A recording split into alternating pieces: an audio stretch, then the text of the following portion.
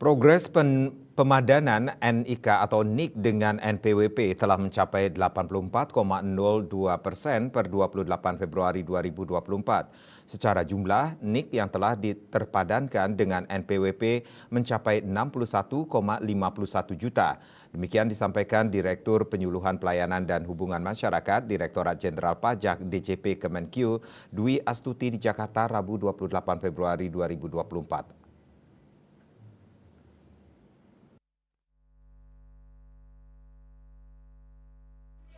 Dwi Astuti mengatakan dengan demikian sisa NIK yang perlu dipadankan dengan NPWP sebanyak 11,69 juta.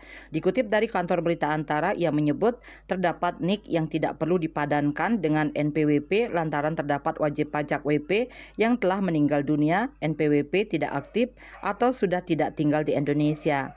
Dalam kesempatan terpisah, Direktur Jenderal Pajak Suryo Utomo mengimbau kepada masyarakat melalui berbagai kegiatan sosialisasi untuk segera melakukan pemadanan NIK menjadi NPWP agar data wajib pajak tercatat sebagai indikator saat implementasi Cortex sistem nanti. Suryo mengatakan pihaknya juga bekerja sama dengan Direktorat Jenderal Dukcapil untuk melakukan pemadanan dari sisa 12,3 juta yang saat ini belum dipadankan betul.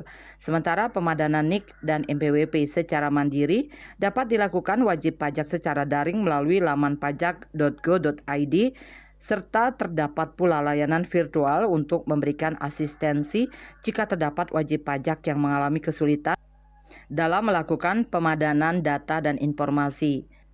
Adapun implementasi penuh NIK sebagai NPWP akan dilaksanakan pada 1 Juli 2024.